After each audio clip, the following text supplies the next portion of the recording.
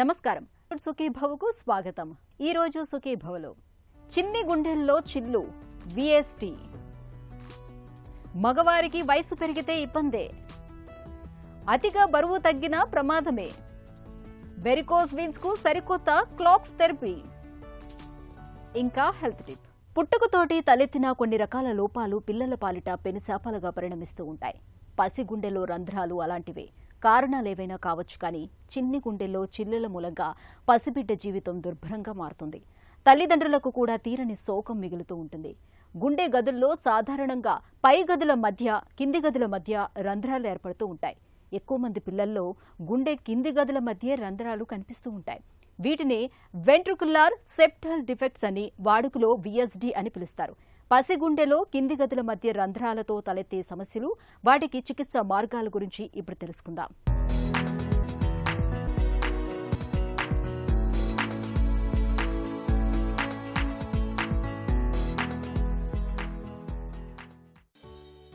నేడు మాతృగర్భంలోనే శిశు హృదయం లయ తప్పుతోంది.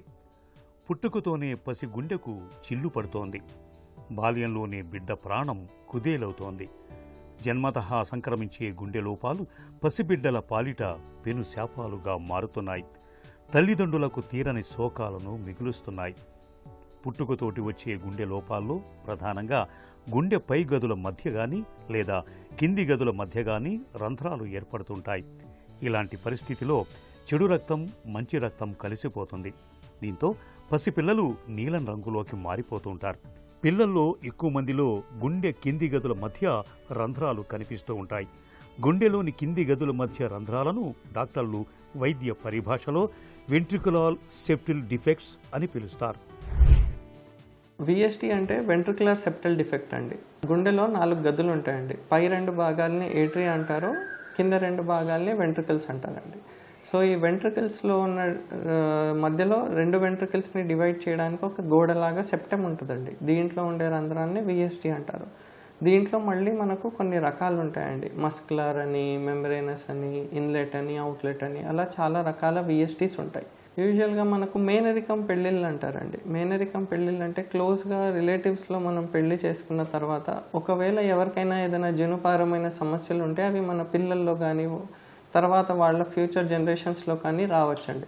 సో వీళ్ళకి హై రిస్క్ ఉంటుందండి. నెక్స్ట్ ఏంటంటే అండి, మనకు క్రోమోజోమల్ అబ్నార్మాలిటీస్ అంటారు. ఏదైనా సిండ్రోమ్స్ ఉండి, ఫర్ ఎగ్జాంపుల్ మనకు డౌన్ సిండ్రోమ్ అని తరచుగా వింటూ ఉంటాము. డౌన్ సిండ్రోము, టర్నర్ సిండ్రోము, ఇలా కొన్ని సిండ్రోమ్స్లో మనకు విఎస్టి అనేది చాలా ఫ్రీక్వెంట్గా కనిపిస్తుందండి. లేదు అంటే మెటర్నల్ మాల్న్యూట్రిషన్, వాళ్ళు పౌష్టిక ఆహారం తీసుకోకపోవడం, తల్లి గర్భవతిగా ఉన్నప్పుడు సరైన ఆహారం తీసుకోకపోవడము, లేదంటే బేసిక్ మల్టీవైటమిన్స్ కానీ ఐరన్ ట్యాబ్లెట్లు తీసుకోకపోవడము, వీటితో కూడా మనకి ప్రాబ్లమ్స్ వస్తాయండి. ఇంకోటి మనకు మెటర్నల్ మెడికేషన్స్ ఏదైతే తీసుకోకొన్ని మెడికేషన్స్ ఉన్నాయో వీళ్ళు ఓవర్ ద కౌంటర్ ప్రిస్క్రిప్షన్ అంటే గైనకాలజిస్ట్ ప్రిస్క్రైబ్ చేయకుండా, ఏ డాక్టర్ చెప్పకుండా వీళ్ళు కొన్నిసార్లు మందులు తీసుకుంటే అండి, ఏదైతే మనం ప్రెగ్నెన్సీలో తీసుకోకూడదో వాటి వల్ల కూడా మనకి ప్రాబ్లమ్స్ రావచ్చు.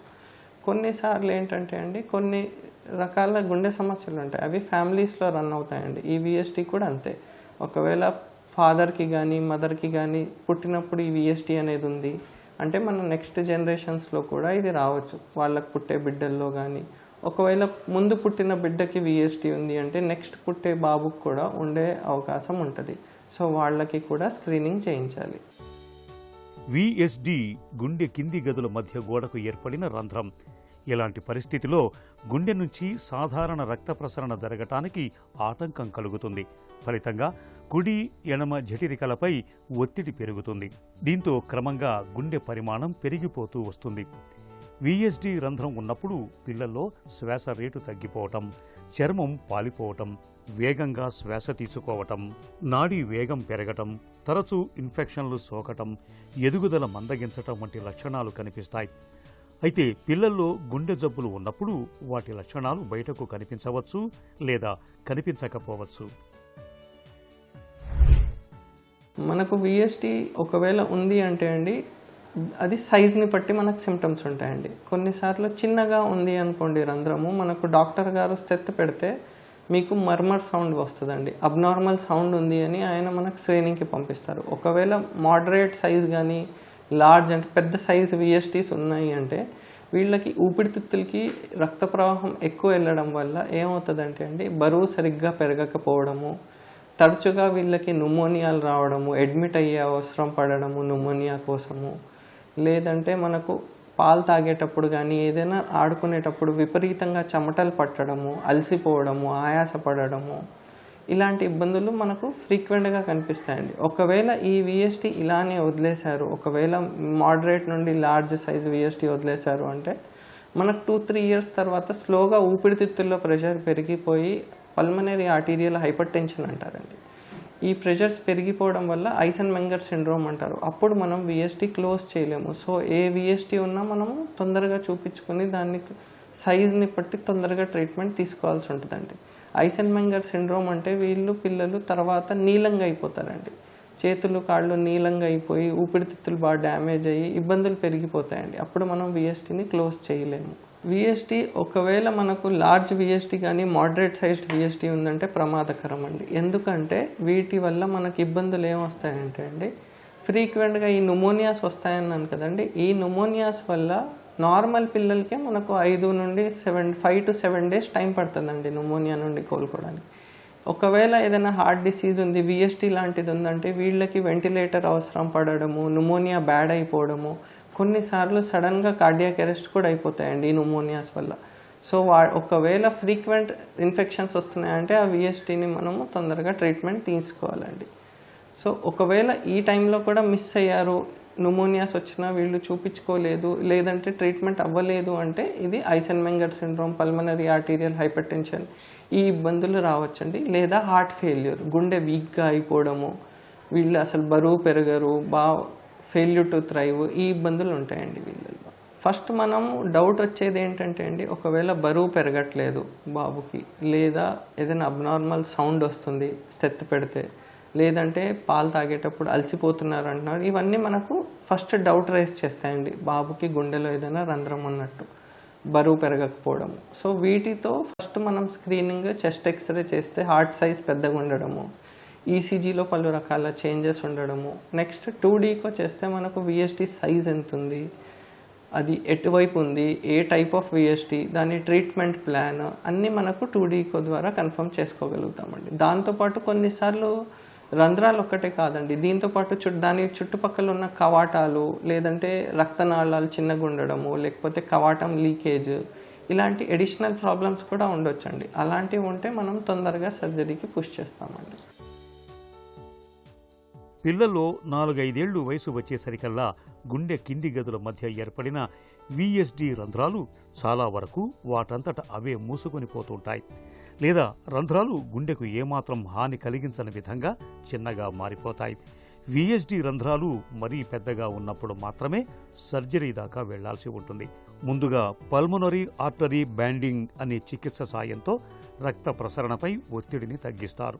పిల్లలు పెద్దయిన తర్వాత బాండింగ్ను తొలగించి విఎస్డిసిని ఓపెన్ హార్ట్ సర్జరీ సాయంతో మూసివేస్తారు. మనకు ట్రీట్మెంట్ ఆప్షన్స్ ఫస్ట్ మనం సైజ్ ఎంత ఉంది, విఎస్టీ ఏజ్ ఏంటి, మనకు సిమ్టమ్స్ ఏంటి, దీన్ని బట్టి మనం ట్రీట్మెంట్ ఆప్షన్స్ డిసైడ్ చేస్తామండి.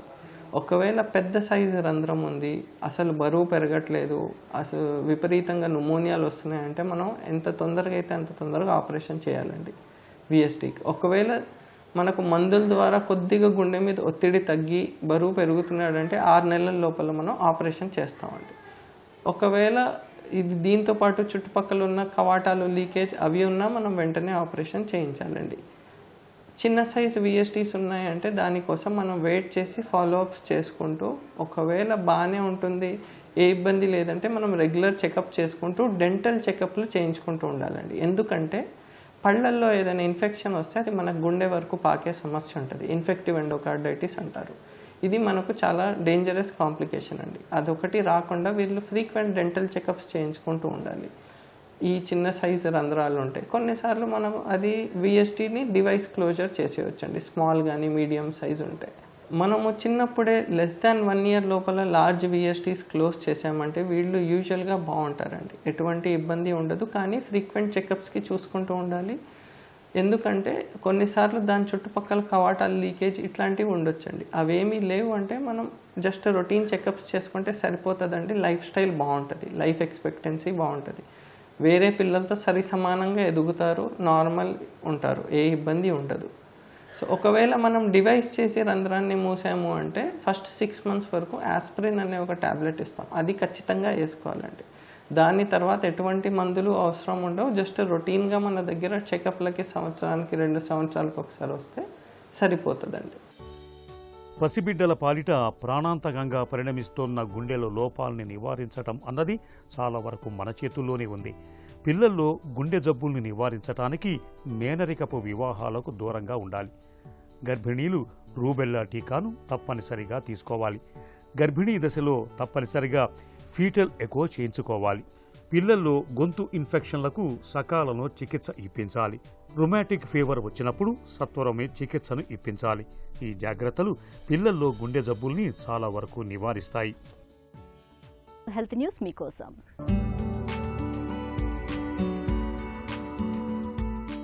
వయసు పెరుగుతున్న కొద్దీ మహిళల్లో అండాల ఉత్పత్తి తగ్గుతూ వస్తుంది. దీంతో సంతాన సాఫల్యత అవకాశాలు కూడా తగ్గుముఖం పడుతూ ఉంటాయి.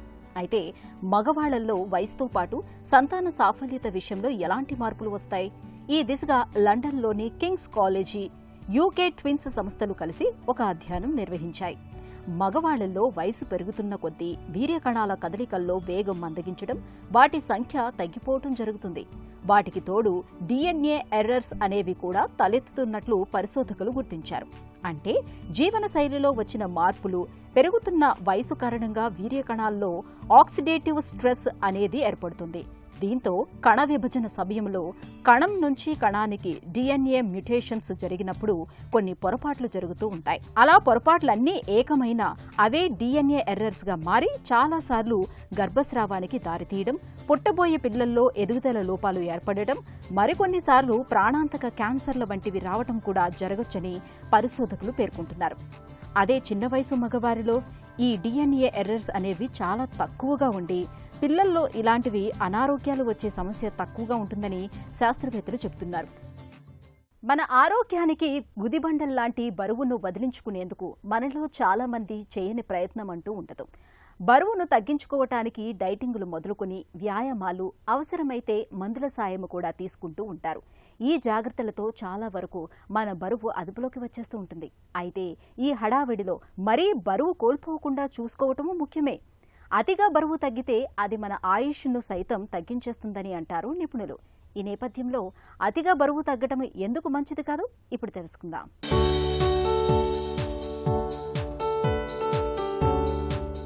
అధిక బరువు, ఊబకాయం ఇప్పుడు ప్రధాన సమస్యలుగా పరిణమించాయి. అధిక రక్తపోటు, మధుమేహం, గుండె జబ్బులు, సంతానలేమి, క్యాన్సర్ల వంటి జబ్బులకివి బీజం వేస్తున్నాయి. అందుకే బరువు తగ్గించుకోవడానికి డైటీషియన్లు, జిమ్ ట్రైనర్ల దగ్గరికి పరుగులు పెడుతున్నారు. అమ్మాయిలైతే నాజూగ్గా కనిపించేందుకు నోరు పూర్తిగా కట్టేసుకుంటున్నారు. ఇష్టమైన పదార్థాల వైపు చూడడానికి కూడా జంకుతున్నారు. అయితే అధిక బరువే కాదు, ఉండాల్సినంత బరువు లేకపోవడము ప్రమాదకరమేనని నిపుణులు పేర్కొంటున్నారు. నిజానికి మన శరీర బరువు, ఆరోగ్యం మధ్య బంధం అత్యంత సంక్లిష్టమైంది. సాధారణంగా BMI 18.5 నుంచి 24.9 మధ్యలో ఉండడాన్ని ఆరోగ్యకరంగా భావిస్తారు. అదే 18.5 కన్నా తక్కువగా ఉంటే బరువు తక్కువగాను, 25 నుంచి 29.9 మధ్యలో ఉంటే అధిక బరువుగా పరిగణిస్తారు. అయితే ఇతర సమస్యలేమీ లేకుంటే ఎక్కువ బరువు ఉన్నా మరణించే ముప్పు లేదని ఇప్పటికే పలు అధ్యయనాల్లో వెల్లడైంది. అయితే BMI 18.5 కన్నా తక్కువగా ఉన్నవారికి మాత్రం అకాల మరణం ముప్పు 3 రెట్లు ఎక్కువగా ఉంటోందని శాస్త్రవేత్తలు చెబుతున్నారు. నిజానికి ఒకంత కొవ్వు నిల్వ ఉండడం శరీరానికి మంచిదే. ఇది జబ్బుల నుంచి త్వరగా కోలుకోవడానికి తోడ్పడుతుంది. కొవ్వు నిల్వలు సరిపడా ఉన్నవారు కీమోథెరపీ దుష్ప్రభావాలను బాగా తట్టుకుంటారు. జబ్బుల బారిన పడ్డప్పుడు, గాయాల పాలైనప్పుడు, ఒత్తిడికి లోనైనప్పుడు కొవ్వు, కండరం అత్యంత శక్తిని అందిస్తాయి. అయితే మరీ బరువు తగ్గిన వారిలో ఇది లోపిస్తుంది. తక్కువ బరువు గలవారిలో పోషణ లోపం ఎక్కువగా ఉంటుంది. దీంతో శరీరంపై జబ్బులు దండెత్తుతాయి. గుండెపోటు, పక్షవాతం, అధిక రక్తపోటు వంటి సాంక్రమికేతర జబ్బులు, కొన్ని రకాల క్యాన్సర్లు, మధుమేహం, ఎముకలు గుల్లబారడం, కండరాల పటుత్వం తగ్గడం, రోగనిరోధక శక్తి క్షీణించడం వంటివి అనారోగ్యకర ఆహారం, పోషణలేమితో ముడిపడి ఉంటాయి. ఇవన్నీ అకాల మరణానికి కారణాలే. కాబట్టి BMI మరీ తక్కువగా ఉండటం అనేది దీర్ఘకాలిక జబ్బులకు సూచికగా భావించాలి. అకారణంగా బరువు తగ్గుతుంటే ఆలోచించాలి. ఎత్తుకు, వయసుకు తగ్గట్టుగా బరువు ఉండేందుకు ఆహార, వ్యాయామాల విషయాల్లో తగిన జాగ్రత్తలు తీసుకోవాలని నిపుణులు సూచిస్తున్నారు. కాలి పిక్కల్లో తీవ్రమైన బాధల్ని తెచ్చిపెట్టే వెరికోస్ వెయిన్స్ కు నిన్న మొన్నటిదాకా సర్జరీ తప్ప మరో మార్గం ఉండేది కాదు. కానీ ఇవాళ పిక్కలపై ఎలాంటి కూత పెట్టకుండానే వెరికోస్ వెయిన్స్ ను మాయం చేసే సరికొత్త చికిత్సలెన్నో అందుబాటులోకి వచ్చాయి. క్లాక్స్ థెరపీ అలాంటిదే. క్రయో లేజర్ అండ్ క్రయోస్క్లిరోథెరపీగా పిలిచే ఈ విధానంలో ఓవైపు చల్లటి గాలిని, మరోవైపు లేజర్ను ఉపయోగించి చికిత్స చేస్తారు. కోత లేకుండా వెరికోస్ వెయిన్స్ ను బాగు చేసే క్లాక్స్ థెరపీ గురించిన పూర్తి వివరాల్ని డాక్టర్ని అడిగి ఇప్పుడు తెలుసుకుందాం.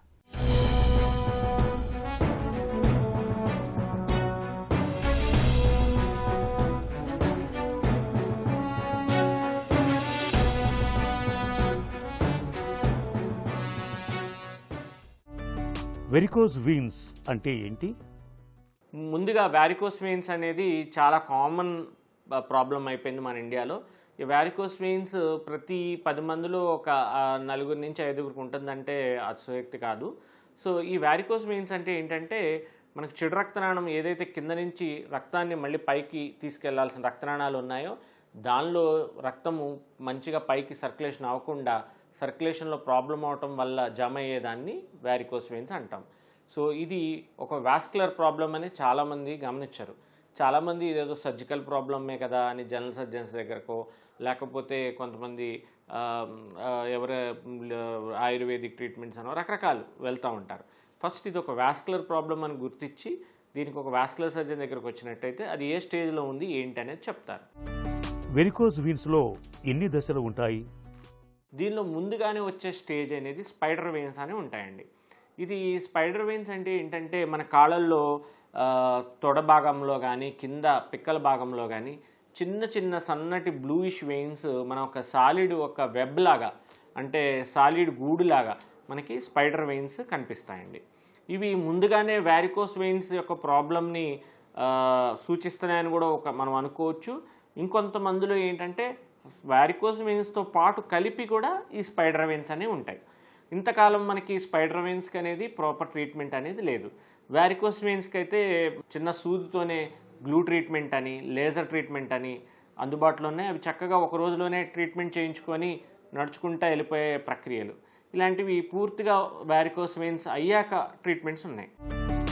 క్లాక్స్ థెరపీ అంటే ఏంటి? ఎప్పుడు చేస్తారు? కొంతమందిలో యంగ్ అమ్మాయిల్లో కానీ, లేకపోతే కొంతమంది షార్ట్స్ వేసుకుంటారు, వాళ్ళకు కూడా డిస్కంఫర్ట్గా కనిపిస్తాయి. పైకి మా కాళ్ళల్లో బ్లూగా నరాలు కనిపిస్తున్నాయి, బయట చూసేవాళ్ళకి వేరేలా ఉంటుంది అని చాలామంది కాస్మెటిక్గా ఇబ్బంది పడతారు. నాట్ ఓన్లీ కాస్మెటిక్, కొంతమందికి ఏంటంటే అక్కడ మంటలు రావటం ఇలాంటివి కూడా జరుగుతుంటాయి ఈ రక్తనాళాలు ఇవ్వటం వల్ల. సో అలాంటి వాళ్ళల్లో ఇప్పుడు మనకి ఈ కొత్త ట్రీట్మెంట్ కూడా అందుబాటులోకి వచ్చిందండి. ఇది క్లాక్స్ ట్రీట్మెంట్ అంటాం. ఈ క్లాక్స్ ట్రీట్మెంట్ అంటే ఏంటంటే, మనము ఎక్స్టర్నల్ లేజర్ బీమ్ ద్వారా ట్రీట్మెంట్ చేస్తామండి. అంటే సూదులతో లోపలికి మనం లేజర్ పంపించి చేస్తాం కదండి రెగ్యులర్ వారికోస్ వెయిన్స్కి. అలా కాకుండా ఆ సూది కూడా లేకుండా ఎక్స్టర్నల్గా బయట నుంచే మనం లేజర్ యొక్క బీమ్స్తో ఏదైతే ఈ స్పైడర్ వెయిన్స్ ఉన్నాయో దాన్ని బ్లాక్ చేసేస్తాము. సో దాంతోపాటు మనకి క్రయోథెరపీ అంటే చల్లటి, అంటే దాన్ని ఫ్రీజ్ చేస్తామన్నమాట. ఆ చల్లదనం ద్వారా వాళ్ళకి ఏంటంటే అక్కడ లేజర్ వేసినప్పుడు నొప్పి తెలీదు, తర్వాత ఆ వెయిన్స్ కూడా స్పాజంలోకి వెళ్ళటం అనేది జరుగుతుంది. సో మంచిగా దానివల్ల ట్రీట్మెంట్ అవుతుంది. ఈ రెండు కలిపి పద్ధతులు కలిపి చేయడాన్ని క్లాక్స్ అనే ట్రీట్మెంట్ అంటామండి. క్లాక్స్ థెరపీతో ఉన్న ప్రయోజనాలేంటి? ఈ క్లాక్స్ ట్రీట్మెంట్ చేయించుకొని ఒక పావు గంటలో కూడా ఇంటికి వెళ్ళిపోవచ్చు. ఇది వెంటనే, అంటే డే కేర్ కన్నా ఇంకా జస్ట్ లైక్ ఏ డెర్మటలాజికల్ ప్రొసీజర్ మీరు ఎలాగైతే లేజర్స్ ఫేస్కి చేయించుకుంటారో అలాగే ఈ వారికోస్ వెయిన్స్కి కూడా స్పైడర్ వెయిన్స్కి ట్రీట్మెంట్ చేసుకొని క్లాక్స్ ద్వారా చక్కగా కూడా వెంటనే కూడా ఇంటికి వెళ్ళిపోవచ్చు, మీ పని మీరు చేసుకోవచ్చు. దీనిలో నొప్పి కానీ, లేకపోతే మత్తు ఇవ్వడం కానీ, కోతలు కానీ, సూదులు కానీ ఇలాంటివి ఏమీ ఉండవండి. ఇది చాలా అడ్వాన్స్డ్ ట్రీట్మెంట్. ఇది మనకి అందుబాటులో ఇప్పుడు ఓన్లీ ఇదివరకు ఫారెన్, ఇటాలియన్ అలాంటి యూరోపియన్ కంట్రీస్లోనే అందుబాటులో ఉండేది. ఇప్పుడు మన ఇండియాలో కూడా అందుబాటులో చేశాము. సో ఈ టెక్నాలజీ ద్వారా కూడా చక్కగా వారికోస్ వెయిన్స్, ఎర్లీ స్టేజెస్లో ఉన్నవాళ్ళు, స్పైడర్ వెయిన్స్లో ఉన్నవాళ్ళు కూడా చక్కగా ట్రీట్మెంట్ చేసుకొని మీరు ట్రీట్మెంట్ చేసుకోవచ్చు. కాలి పిక్కల్లో ఉబ్బిన సిరలకు సర్జరీ చేయించుకోవటానికి భయపడే వారికి క్లాక్స్ థెరపీ ఒక చక్కటి పరిష్కారం. చర్మంపై ఎలాంటి కోత పెట్టకుండానే ఈ చికిత్స సాయంతో వెరికోస్ వెయిన్స్ ను చక్కగా తగ్గించవచ్చు. ఇక ఈరోజు కార్యక్రమాన్ని ముగించే ముందు ఒక చిన్న చిట్కా మీకోసం. తరచూ నీరసంగా, నిస్సత్తువుగా అనిపిస్తున్నప్పుడు రోజు 1 లేదా 2 వెల్లుల్లి రెబ్బల్ని నేరుగా తినడాన్ని అలవాటు చేసుకోండి. వెల్లుల్లిలో అధిక మోతాదులో ఉండే యాంటీ ఆక్సిడెంట్లు నీరసాన్ని పోగొట్టడంతో పాటు ఒంట్లో రోగనిరోధక శక్తిని పెంచుతాయి.